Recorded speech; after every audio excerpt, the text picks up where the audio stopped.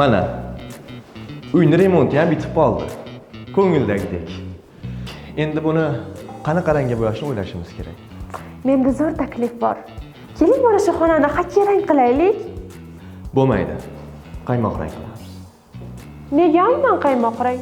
Chunki qaymoq rang chiroyli ko'rinadi. Yo'q, xakki rang qilamiz. Qaymoq rang. Xakki rang. Qaymoq rang.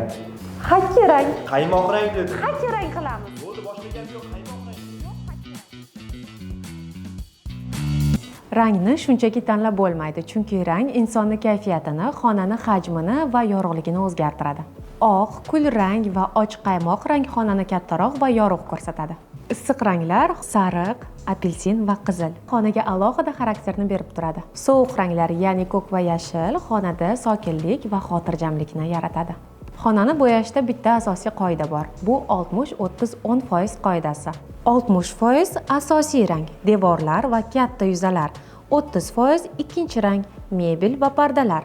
10% bu aksent ranglar, yostiq, rasm va dekor uchun. Yorug'likni har doim hisobga olish kerak. Bu juda ham muhim. Nimaga deysizmi? Chunki kam quyosh tushgan joyda issiq ranglar, ya'ni qaymoq rang va sut rang juda ham chiroyli ko'rinadi. Aksincha, ko'p quyosh tushadigan joyga sovuq ranglar, ya'ni ko'k va kul rang yaxshi tushadi. Xonaning yorug'ligiga ham e'tibor berishimiz kerak albatta. Sariq lampochkalar uchun sovuq ranglar, oq lampochka uchun issiq ranglarni ishlatishimiz kerak. Issiq va sovuq ranglarni ajratib olish uchun quyidagi diagrammaga e'tibor berishingiz mumkin. Hozirgi vaqtda ommabop bo'lgan ranglar kombinatsiyasi. Butunlay qaymoq rangga bo'yalgan interyer. Qaymoq rang bilan hatto shiftni ham qoplash mumkin. Xuddi iliq adyolga o'ralgandek hissiyot beradi. Agarda qaymoq rang juda to'q bo'lib, shift bosib turgandek tuyulmaydimi deb so'rasangiz, shunchaki qarab ko'ring va tushuning. Qaymoq rang aslida oq rangga yaqinmi yoki qora rangami? Ranglar spektrida o'rtadan oq tomonga yaqin bo'lgan barcha ranglar shift uchun mos keladi. Malla rang teri va yog'och. Bu juda qimmat ko'rinadigan kombinatsiya. Juda iliq va qulay, hatto 90-yillardan beri aktualligini yo'qotmagan.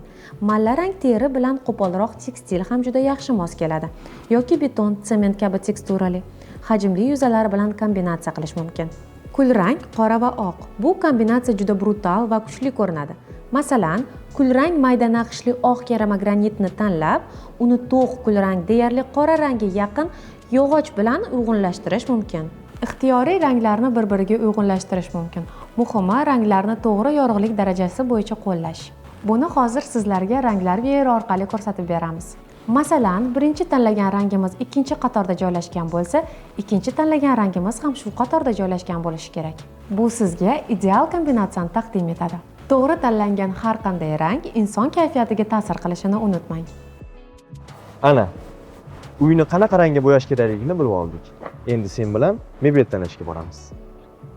Menda bitta zo'r taklif bor.